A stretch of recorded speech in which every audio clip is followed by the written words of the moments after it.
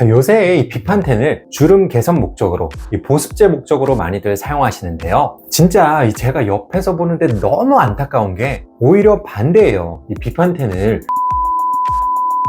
쓰면 오히려 피부 노화가 빨라져요. 안녕하세요, 피부왕 정윤입니다. 요즘 SNS나 유튜브에서 약국 연고 하나면 주름도 펴지고 노화도 막을 수 있다는 식의 영상이 많이 퍼지고 있는데요. 그 중에서도 저도 가끔씩 사용하는 비판텐 연고가 특별히 주목받고 있습니다. 그런데 종종 비판텐을 사용했더니 오히려 피부가 더 망가졌다고 호소하는 분들이 계신데요. 비판텐 정말 피부 노화에 도움이 되는 걸까요? 아니면 반대일까요? 오늘은 비판텐의 진짜 정체, 올바른 사용법, 그리고 절대 사용하면 안 되는 경우까지 하나하나 정리해 드리도록 하겠습니다. 바로 시작합니다.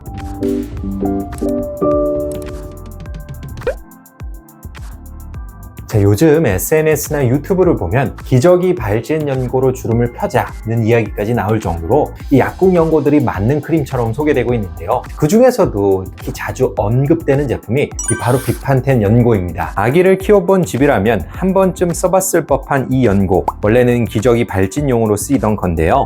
최근에는 건조한 피부, 예민한 피부, 주름진 피부에까지 좋다는 입소문을 타고 이 성인용 피부 크림으로 주목받고 있습니다. 비판텐의 핵심은 덱스판테놀이라는 주성분에 있습니다. 덱스판테놀은 흔히 프로비타민 B5라고도 불리는데 피부에 흡수되면 비타민 B5로 변환되죠. 이 비타민 B5는 우리 몸의 세포가 에너지를 만들고 손상된 조직을 복구하는 데 중요한 역할을 하는 코엔자임 A라는 물질의 구성 성분입니다. 쉽게 말해 이 성분이 피부에 흡수되면 피부 지질합성, 수분 유지, 피부 장벽 회복을 도와주는 보조 치료제로서 작용하게 됩니다. 실제로 비판텐은 아토피 피부염 환자에게 보습 보조요법으로 사용되었을 때 피부 장벽 기능이 개선되고 스테로이드 사용량이 줄어들었다는 연구 결과가 다수 존재하고요. 우리나라에서 공식적으로 허가된 적응증만 살펴봐도 상처, 화상, 찢긴 상처, 욕창, 근만성 피부염, 습진, 피부궤양, 기저귀 발진, 일광 피부염 등 피부가 손상되거나 민감해진 상태에서의 회복을 촉진하는 용도로 주로 사용되고 있습니다. 이렇게 의학적으로 입증된 비판텐의 효능으로 인해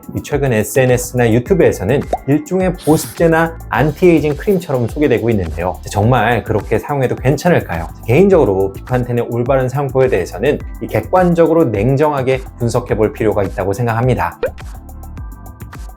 먼저 비판텐 연고를 보습제로 사용해도 된다는 주장에 대해 진위 여부를 살펴보면요. 이 결론부터 말씀드리자면 특정 피부 상태에서는 단기간 국소적으로 보습제 대용으로 사용 가능합니다. 저도 이전 영상들에서 이 보습제 용도의 비판텐 사용법에 대해 몇 번 언급한 적이 있죠. 앞서 말씀드린 것처럼 비판텐의 주성분인 덱스판테놀은 피부에 흡수된 뒤 세포 재생, 수분 유지, 피부 장벽 회복에 도움을 줍니다. 따라서 피부 장벽이 약해져서 민감하고 건조할 때, 얕은 상처나 자극 이후 피부 회복이 필요할 때, 피부과 시술 후, 레티노이드 사용 후 자극이 심해졌을 때 상당히 효과적이죠. 하지만 그렇다고 할지라도 비판텐과 일반적으로 우리가 사용하는 보습제는 상당 부분 차이가 있는데요. 일반 데일리 보습제에는 수분을 끌어당기는 수분제, 피부를 부드럽게 만드는 연화제, 수분 증발을 막는 보호막으로 작용하는 밀폐제가 균형 있게 포함되어 있지만 비판텐은 거의 밀폐제로만 구성된 연고입니다. 사용해보면 굉장히 꾸덕하고 리치한 제형인 걸 확인할 수 있는데요. 수분 자체를 공급한다기보다는 피부 표면을 덮어서 외부 자극을 차단하고 손상된 피부를 보호하는 역할이 중심이라고 볼 수 있습니다. 그래서 일반적인 피부에 매일 장기간 바르면 과도한 밀폐 효과로 모공이 막혀 트러블을 유발하기 쉽죠. 게다가 비판텐에 들어있는 각종 첨가제 중에서는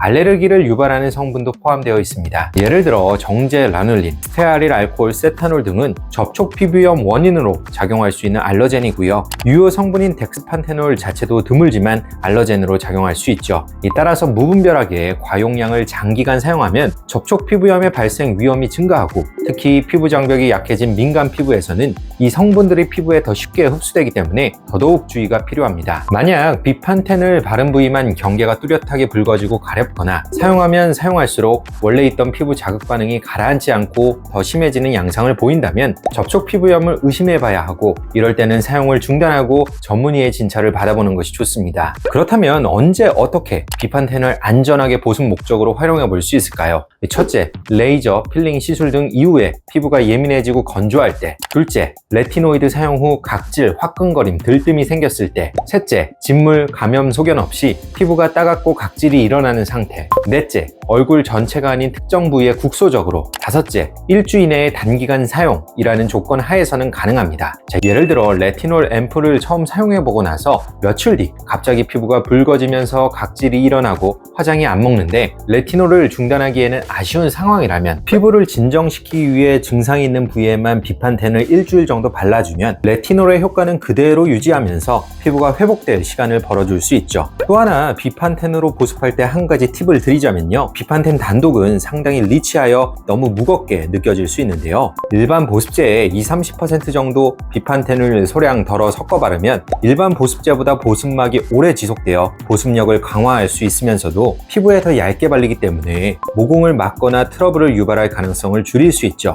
단 이 방법도 피부 타입이나 피부 상태에 따라서는 여전히 트러블을 유발하기도 하며 접촉 피부염의 위험성은 여전히 존재하기 때문에 단기간 필요한 부위 위주로만 사용하는 것이 중요합니다.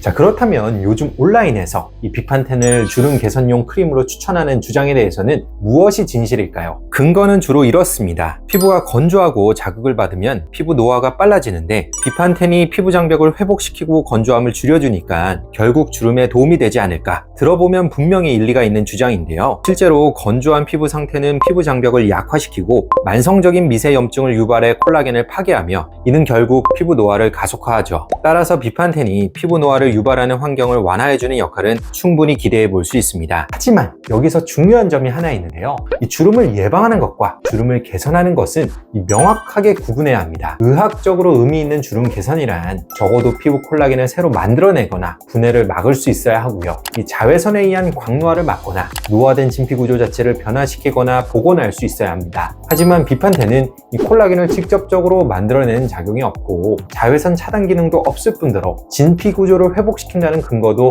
존재하지 않죠.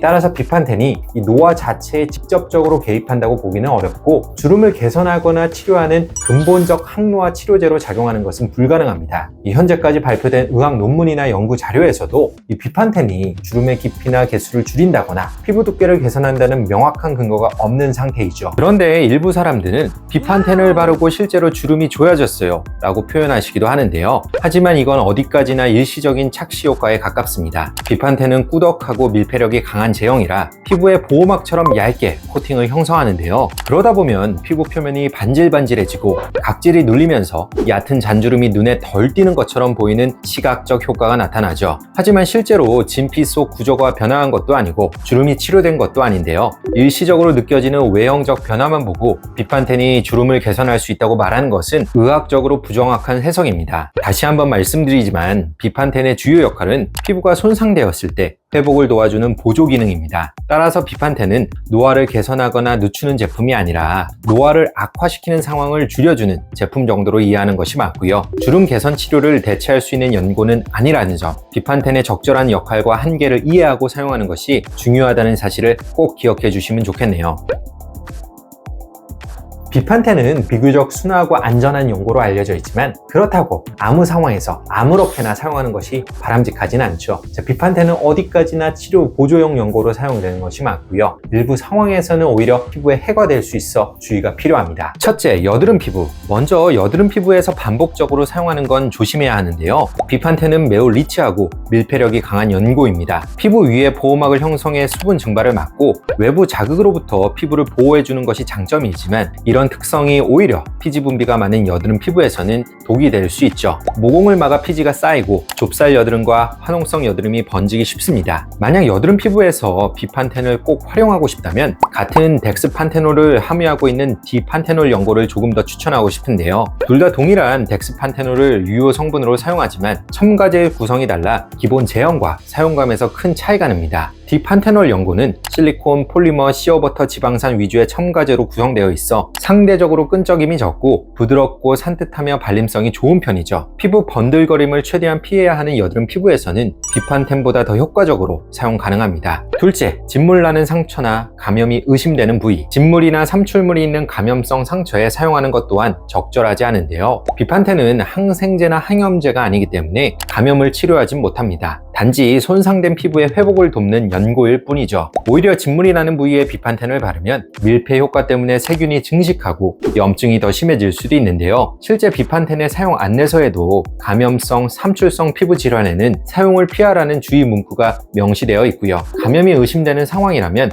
비판텐보다는 항생제 연고를 사용하는 것을 추천드립니다. 셋째, 알레르기 또는 접촉 피부염 병력. 앞서 말씀드린 것처럼 흔하진 않지만 일부 사례에서 비판텐에 의한 알러지 또는 접촉 피부염이 보고된 바 있는데요. 순하고 안전한 편이지만 누구에게나 무해한 것은 아닙니다. 특히 장기간 반복적으로 사용하면 감작으로 인해 알레르기 반응이 생길 수 있죠. 만약 반복 사용 시 다른 부위가 가렵고 붉어지며 따끔하거나 화끈거리는 반응이 나타난다면 단순한 재생 과정으로 생각하지 말고 사용을 중단한 뒤 전문의 진찰을 받아보는 것을 추천드립니다. 자, 오늘은 이 비판텐의 올바른 사용법에 대해서 자세하게 알아보았는데요. 요새 비판텐으로 건조한 피부부터 주름진 피부까지 싹 다 해결할 수 있다는 식의 영상만 보고 이 비판텐을 남용하다가 오히려 피부가 망가지는 사례를 종종 접하고 있습니다. 약국 연고는 어디까지나 연고일 뿐입니다. 그럴듯한 광고성 멘트에 흔들리기보다는 정확한 사용법을 알고 필요한 부위에 사용할 때 가장 확실한 비판텐 효과를 얻을 수 있습니다. 지금까지 피부왕 정리였습니다. 감사합니다.